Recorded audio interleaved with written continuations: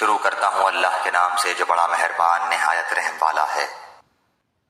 اے اولاد یعقوب، میری اس نعمت کو یاد کرو جو میں نے تم پر انعام کی اور میں نے تمہیں تمام جہانوں پر فضیلت دی۔ اس دن سے ڈرتے رہو جب کوئی کسی کو نفع نہ دے سکے گا اور نہ ہی اس کی بابت کوئی سفارش قبول ہوگی اور نہ کوئی بدلہ اس کے عوض لیا جائے گا اور نہ وہ مدد کیے جائیں گے۔ اور جب ہم نے تمہیں فرعونیوں سے نجات دی جو تمہیں بدترین عذاب دیتے تھے، جو تمہارے لڑکوں کو مار ڈالتے تھے اور تمہاری لڑکیوں کو چھوڑ دیتے تھے، اس نجات دینے میں تمہارے رب کی بڑی مہربانی تھی۔ اور جب ہم نے تمہارے لیے دریا چیر پھاڑ دیا اور تمہیں اس سے پار کر دیا اور فرعونیوں کو تمہاری نظروں کے سامنے اس میں ڈبو دیا،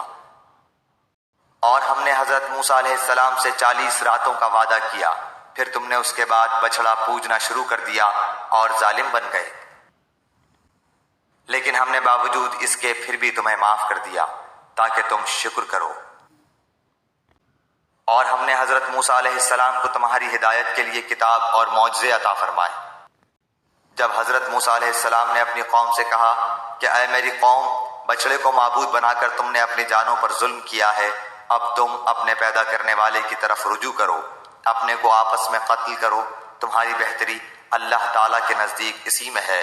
تو اس نے تمہاری توبہ قبول کی، وہ توبہ قبول کرنے والا اور رحم و کرم کرنے والا ہے۔ اور تم اسے بھی یاد کرو،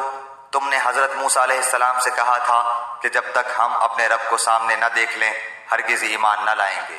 جس گستاخی کی سزا میں تم پر تمہارے دیکھتے ہوئے بجلی گری، لیکن پھر اس لیے کہ تم شکر گزاری کرو اس موت کے بعد بھی ہم نے تمہیں زندہ کر دیا۔ اور ہم نے تم پر بادل کا سایہ کیا اور تم پر من و سلوہ اتارا اور کہہ دیا کہ ہماری دی ہوئی پاکیزہ چیزیں کھاؤ، اور انہوں نے ہم پر ظلم نہیں کیا، البتہ وہ خود اپنی جانوں پر ظلم کرتے تھے۔ اور ہم نے تم سے کہا کہ اس بستی میں جاؤ اور جو کچھ جہاں کہیں سے چاہو بافراغت کھاؤ پیو اور دروازے میں سجدے کرتے ہوئے گزرو، اور زبان سے حتیٰ کہو ہم تمہاری خطائیں معاف فرما دیں گے اور نیکی کرنے والوں کو اور زیادہ دیں گے۔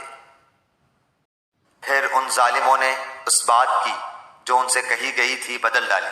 ہم نے بھی ان ظالموں پر ان کے فسق و نافرمانی کی وجہ سے آسمانی عذاب نازل کیا۔